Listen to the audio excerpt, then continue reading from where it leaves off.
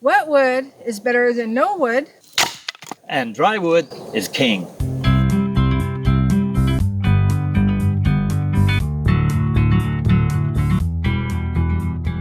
Hello, I'm Glenn. Hi, I'm Maureen. And today on Cabin Life, we are going to put together a makeshift wood shelter to keep this wood dry that we've been processing. And we're basically going to make it out of materials from our own property right here on Cabin Life.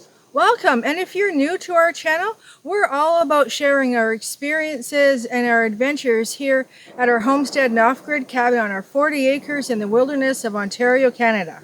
We enjoy campfire cooking, gardening, hiking, canoeing, adventures in the backwoods around our 40 acres here, and we have a good time doing it. Please consider subscribing and click on the subscribe button down below, and remember, click on that notification bell so that you don't miss anything. So with the wood that we've been cleaning up here and having it all split up at the location where the logs were pulled out of the bush, I've done this enough times to know that you only want to move wood once to its location where it's going to be dried.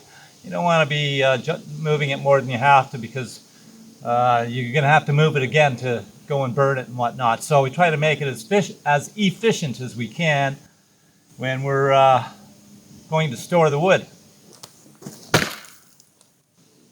These are logs that were placed here from when we cleared the land.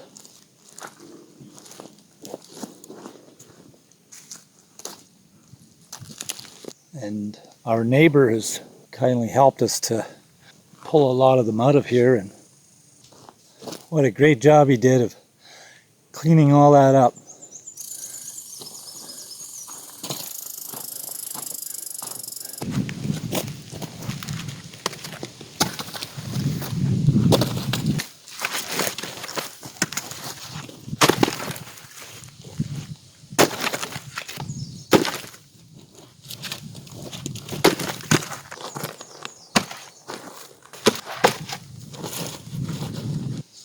Yes, a neighbor with some heavy equipment sure saved me a lot of back-breaking effort, that's for sure. Hey, Maureen? Yeah, Sure saved us a lot of back-breaking work. you sure did. Today, we're turning this And this, into this, and we'll be turning this into this. So, having pulled a lot of these logs out of the bush and blocked them up, you can see a lot of them are still wet. Wet wood's better than no wood. And dry wood is king.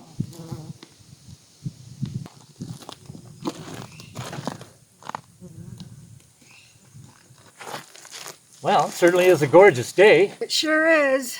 Yes, our heat wave continues.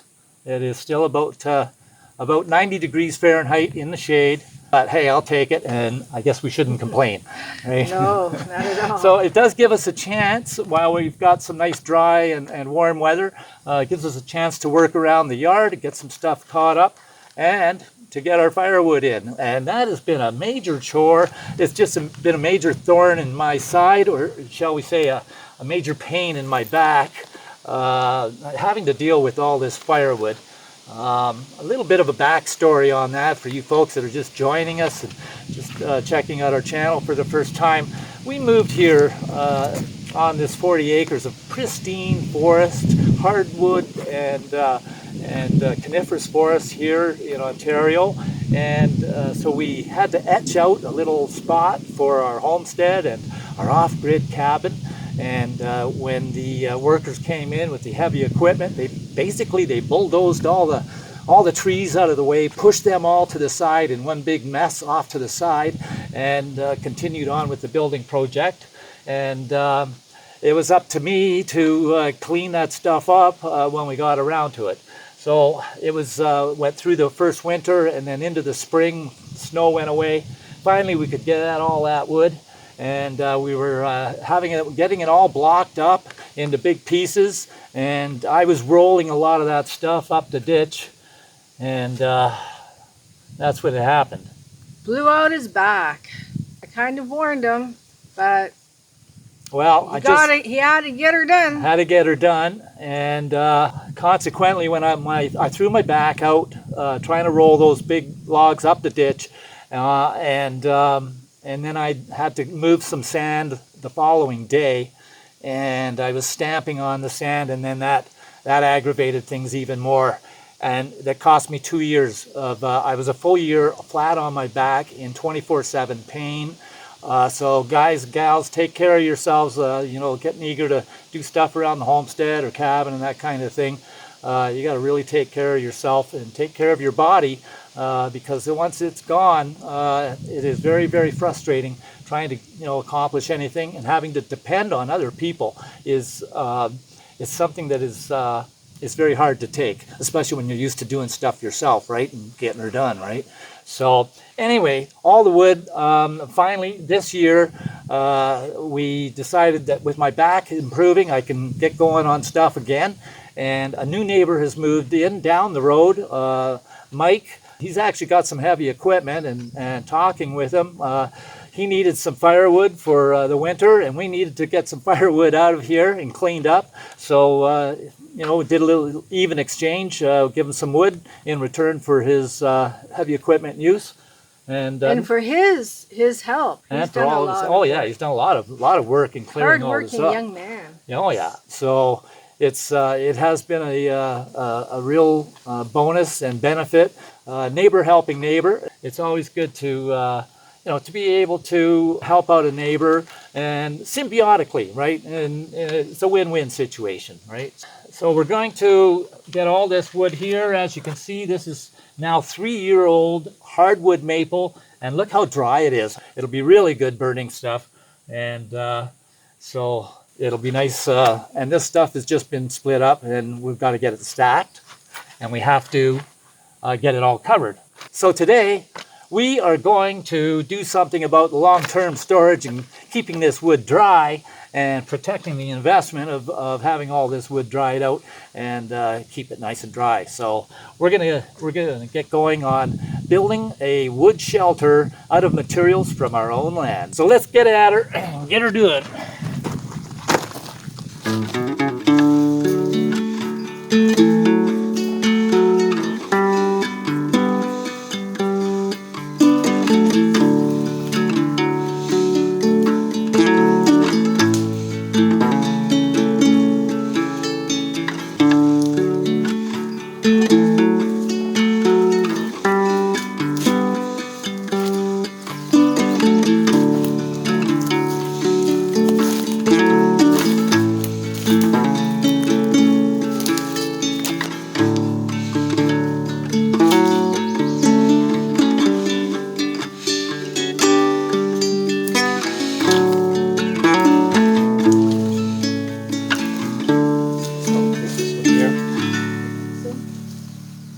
And that one there.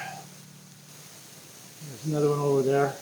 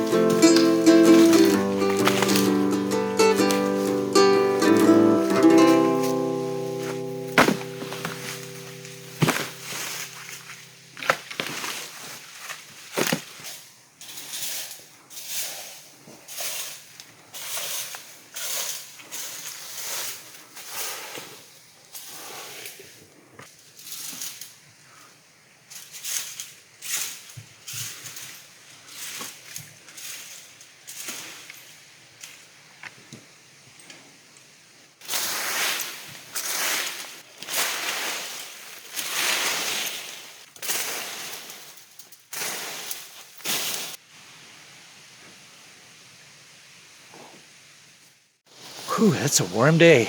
So guys, we're going to be making this makeshift wood shelter from materials that we have lying around the homestead and cabin here. So I've got some cedar poles that we've harvested, dead standing wood, and we've got a couple of old maple branches that we're going to make use of as well, and this wire here.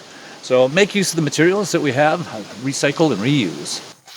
So we got a good hardwood post here, a couple of these for our main structure, supporting the weight and whatnot. And this is not a how-to video, this is a how we do it video. So keep that in mind.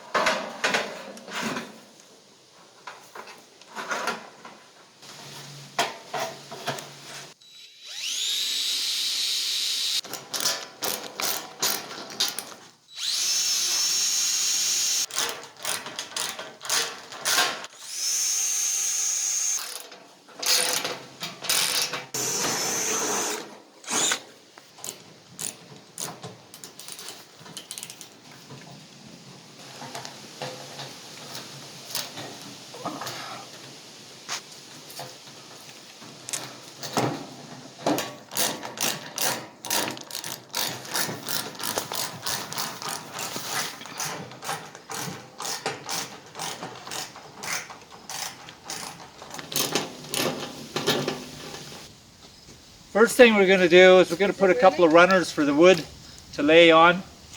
Keep the wood up off the ground.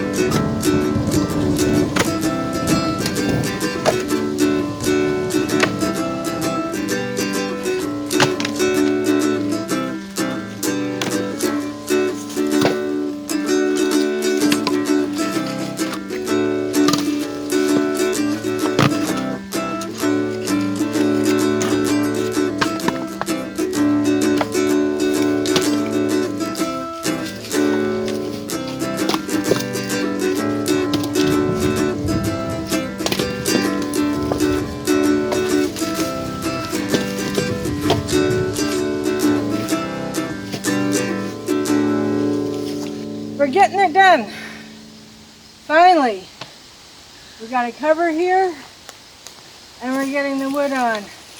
And it's not just getting the wood piled up, it's that doing this job is like the beginning of the stages after Glenn's backfield, where we're actually finally getting some stuff done. And also to me it's like preparedness. Like we're gonna have dry wood. There'll be dry wood up here at the cabin this winter and for any of our barbecues. And we've been busy working on the garden, and if you want to see how our forest garden is going, check out this playlist here.